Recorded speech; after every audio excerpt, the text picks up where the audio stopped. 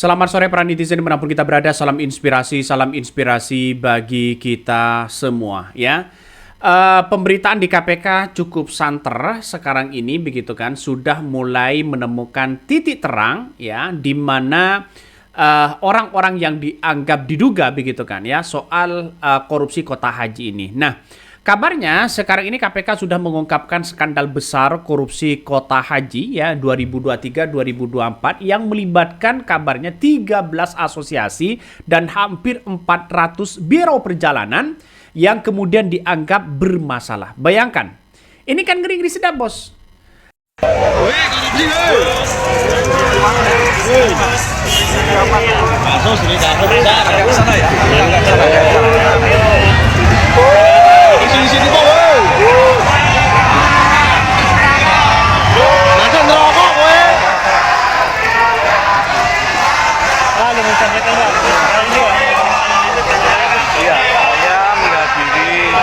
Panggilan dari KPK sebagai saksi untuk memberikan keterangan sebagaimana yang saya ketahui itu ya.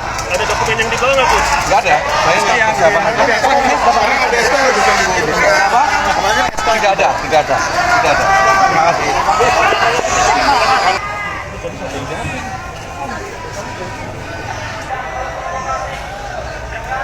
Pemerintah Arab Saudi memberikan 20 kota haji di situ begitu kan ya, yang kemudian dibagikan ya kepada haji reguler 10.000-nya dibagikan kepada haji plus. Nampaknya banyak yang kemudian haji reguler ini antri begitu kan, dan kita lihat saja masyarakat sudah melihat dan mewanti-wanti betul bahwa siapa yang akan jadi tersangka ini. Nah, siapa yang akan jadi tersangka ini sudah muncul berbagai spekulasi yang ada. Kabarnya sudah ada barang yang disita, banyak hal yang kemudian disita yang dianggap merugikan negara sampai 1 triliun. Bayangkan, kota haji saja diduga dilakukan dikorupsi dan disuap bagi orang-orang mereka yang menginginkan satu, yaitu adalah kekayaan. Tidak lain dan tidak bukan seperti itu begitu. Bisnis travel itu kan hanya bisnis begitu kan ya, bisnis di situ, dan itulah yang kemudian yang diharapkan mereka. Artinya secara tidak langsung bahwa tidak semestinya semuanya itu ya 10.000 itu begitu kan, tidak semestinya diberikan kepada haji plus semua. Kan aturannya hanya 8% dan sebagainya. Nah, inilah yang kemudian KPK menemukan fakta-fakta baru begitu kan untuk mengusut bagaimana 400 biro perjalanan ini yang kemudian dianggap dianggap bermasalah dan sebagainya. Makanya korupsi kota haji ini salah satu korupsi yang paling jahat ya, selain korupsi bansos, karena bayangkan 8.400 jamaah kehilangan jatah berangkat. Bayangkan di 8.400 itu ada banyak yang kemudian lansia ya, kemudian hal-hal jatah seperti ini dijual belikan, kan gede-gede sedap pada akhirnya. Coba bayangkan kalau kita melihat ya bidikan-bidikan dari KPK ya kepada Ustadz Baslama ya, kita lihat saja di situ.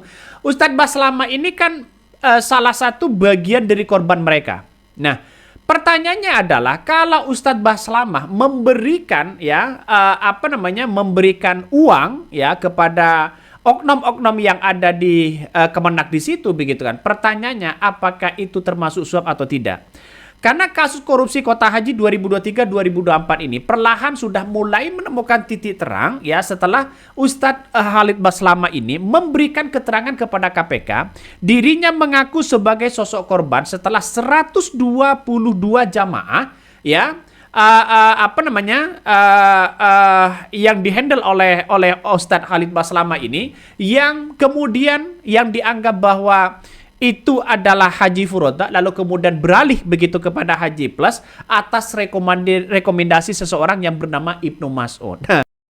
Ustadz Khalid Baslama beserta dengan sekitar 120 jamaahnya itu sudah mendaftarkan diri di tahun 2024 untuk berangkat haji dengan haji furoda.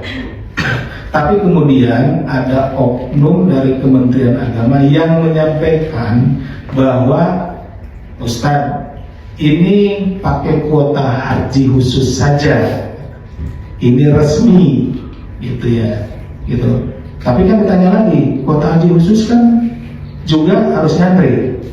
Ada antrinya, tapi berbeda ya dengan yang kuota haji yang reguler.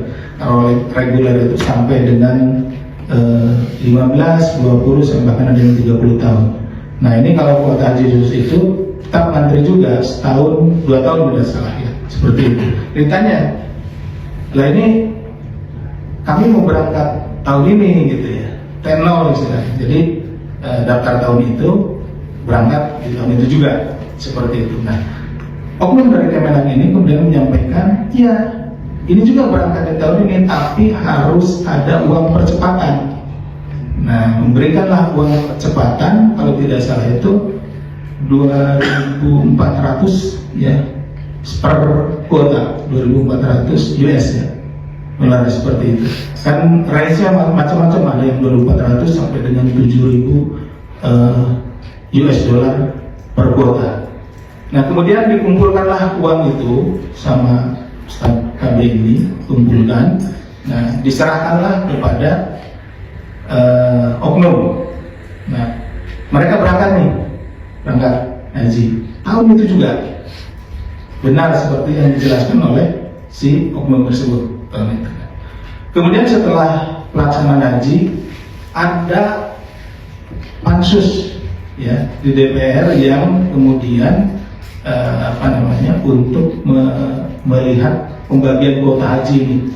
Dibuatlah pansusnya karena takut gitu ya, karena ada ketakutan dari si oknum ini, kemudian dikembalikanlah uang itu yang tadi sudah diserahkan sebagai uang percepatan itu, diserahkanlah kembali ke Ustaz.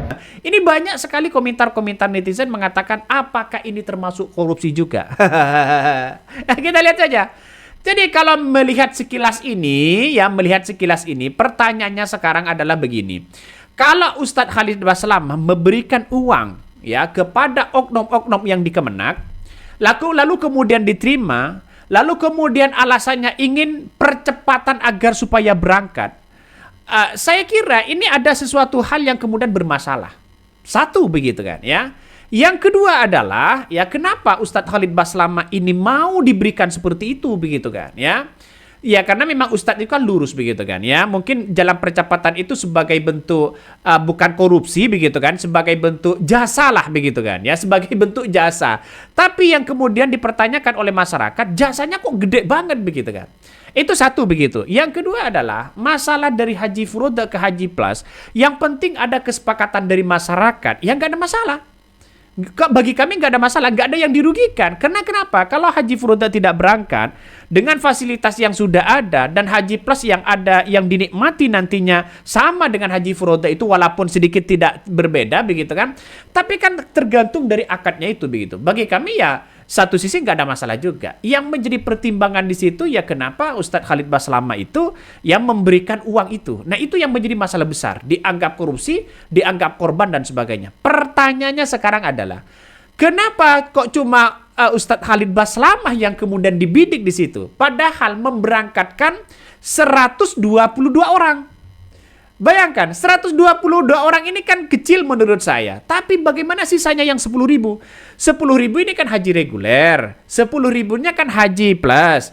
Kalau haji plus mendapatkan 10.000, Ustadz Khalid Basalamah mendapatkan 122 orang. Berarti kan sisanya masih tinggal 900 9.900 sekian begitu kan. Kan masih banyak sisanya dibandingkan dengan membidik Ustadz Khalid Basalamah.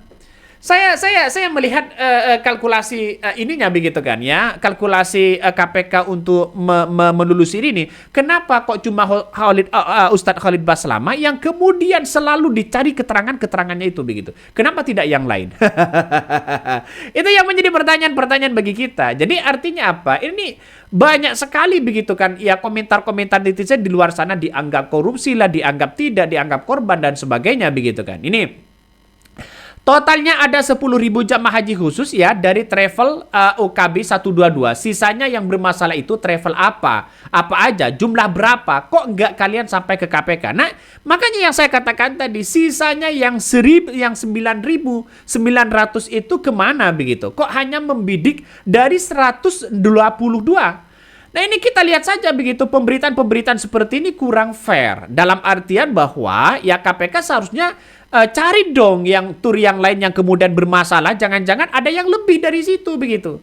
Makanya dengan adanya undang-undang itu begitu kan ya nomor 8 tahun 2019 yang mengatur komposisi kuota 92% untuk reguler dan 8% untuk khusus, dan ini sudah diatur, dan kenapa Kemenak membuat undang-undang sendiri begitu kan. Ini kan masih banyak hal-hal yang kemudian dianggap bermasalah dan sebagainya. Nah, ini menurut saya pribadi begitu, dengan adanya 400 biro yang perjalanan yang kemudian dianggap diduga bermasalah dan sebagainya, ini kan seharusnya diperiksa juga biar fair di situ begitu.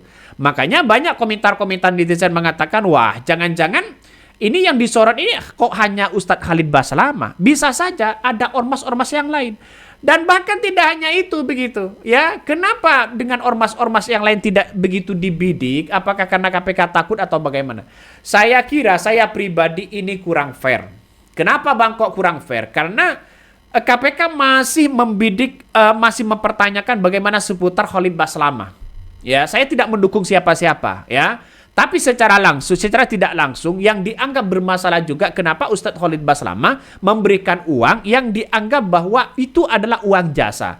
Yang namanya Ustadz kan tidak mau berpolitik masalah ini kan. Yang penting ada uang jasa berangkat, ya silakan dibayar begitu kan. Nah, inilah yang kemudian banyak yang bertanya, kenapa kok uang yang begitu banyak itu dikembalikan ke KPK begitu? Ada apa? Siapa yang dirugikan di situ begitu kan? Ya, makanya yang diterima itu makanya kemudian berapa miliar begitu kan? Ya, ini ada yang mengatakan bahwa gimana ini begitu? Ini terbolak-balik, sudah tidak bisa membedakan lagi mana yang korupsi dan mana hasil korupsi, apalagi membedakan halal dan haram. Jika ada oknum begitu kan yang terlibat, silakan diperiksa. Makanya yang saya katakan tadi begitu. Saya yakin dan seyakin-yakinnya bahwa KPK kalau selama ini ya berbelit-belit untuk tidak mengungkapkan kasus-kasus yang lain, ya, saya kira ini yang menjadi korban di berbagai media sosial dan bahkan isu-isu korupsi itu pasti kepada Ustadz Khalid Baslama. Kan? Karena yang digoreng oleh masyarakat Indonesia saat ini karena Ustadz Khalid Baslama memberikan uang kepada oknum yang ada di kementerian itu. Padahal kata Khalid Baslama itu adalah uang jasa. Jadi uang jasa nggak tahu ini pengakuannya bagaimana, tapi uang itu sudah dikembalikan begitu kan? Ya, uang itu sudah dikembalikan dan sebagainya, dan uang itu diminta oleh KPK harus dikembalikan ke KPK dan sebagainya. Saya tidak paham maksudnya ini bagaimana KPK ini. Saya kira kalau toh pada akhirnya ada kerugian 1 triliun di situ, siapa yang akan menjadi tersangka? Nah, pansus dari KPK dari kemarin ya, pansus dari dari DPR ini gimana logikanya begitu kan ya. Ini banyak sekali yang kemudian yang muncul begitu kan. Ini akankah terungkap si pengatur jalan tol Tanah Suci? Ini banyak sekali komentar-komentar netizen. Ustadz Khalid Baslama diperiksa KPK sebagai saksi. Nah, ini belum ada jadi tersangka begitu kan. Tapi dengan adanya seperti ini, masyarakat sudah melihat bahwa kalau ada orang yang kemudian jadi tersangka, seharusnya Menak Yakut juga kena begitu. Karena apa Bang? Iya, karena dia yang membuat regulasi ya 50% kuota haji, 50% ya haji plus dan sebagainya. Mau bagaimana lagi kita? Jadi ini masih menunggu begitu kan ya. Kalau Khalid Baslama jadi tersangka, misalnya, maka seharusnya begitu yang memberikan rekomendasi terlebih dahulu itu yang kemudian jadi tersangka. Nampaknya KPK ini nggak tahu ini maksudnya KPK selama ini apa. Beberapa bulan ini yang saya amati begitu kan, sengaja saya tidak meng-up kuota haji ini karena kita lihat saja nampaknya yang dicari begitu kan ya, yang dikejar di situ adalah Ustadz Khalid Baslamanya. Kenapa travel-travel yang lain begitu kan? Ya travel-travel haji dan umroh seperti yang lain yang kemudian dianggap terlibat dan sebagainya. Kenapa kok ini tidak diperiksa? Jangan-jangan jatahnya lebih banyak dibandingkan dengan Khalid Baslama. Bisa saja begitu. Karena sudah jelas begitu kan, Khalid Baslama sudah transparan kepada publik di situ begitu, bahwa sudah memberikan uangnya sudah dikembalikan. Kemana yang lain begitu? Coba berani dong begitu menunjukkan bahwa di travel mereka begitu seperti yang dikatakan bahwa ya, travel Ibnu Mas'ud dan sebagainya. Ini kan seharusnya bersuara begitu kan ya kepada pihak-pihak terkait begitu seperti KPK dan sebagainya. Jika 8.400 jamaah yang kehilangan jatah berangkat ini kasihan banget. Padahal di situ sudah ada lansia, ya sudah berumur yang sudah separuh baya dan sebagainya begitu kan. Ya ini tertunda lagi begitu. Arab Saudi tidak mungkin akan memberikan kuota haji lagi begitu kalau toh pada akhirnya seperti ini. Kok apa-apa banyak yang kemudian dipreteli begitu kan. Ya ngiri-ngiri sedap pada akhirnya. Jadi yang saya katakan tadi bahwa siapa yang akan menjadi tersangka? Ya siapa yang akan menjadi tersangka? Apakah Khalid Baslama? Apakah lebih dulu itu adalah Menak begitu kan? Ya Kemenak, ya ex-Menak atau bagaimana begitu? Saya kira kalau ini korban, saya kira ini bukan korupsi. Ya Ustadz Khalid Baslama itu sudah disampaikan oleh KPK bahwa itu adalah korban. Ya bukan tindak pidana korupsi begitu kan. Dan inilah yang harus kita luruskan bersama bahwa masyarakat hari ini terkecoh dengan uang-uang yang kemudian diberikan kepada oknum-oknum di Kemenak itu. Jadi saya kira masih belum menemukan titik temu, tapi yang saya baca dari beberapa ungkapan KPK, saya yakin Ustadz Khalid Baslama ini tidak akan jadi tersangka karena sudah jadi korban begitu kan ya. Artinya ada kong kali kong besar. Ini kan fakta dan fakta realita. Siapa yang bermain itu? Kita lihat saja begitu ya. Oke, mungkin itu yang kami sampaikan. Tonton terus di channel Honda di Podcast Rakyat ini. Jangan lupa di-subscribe.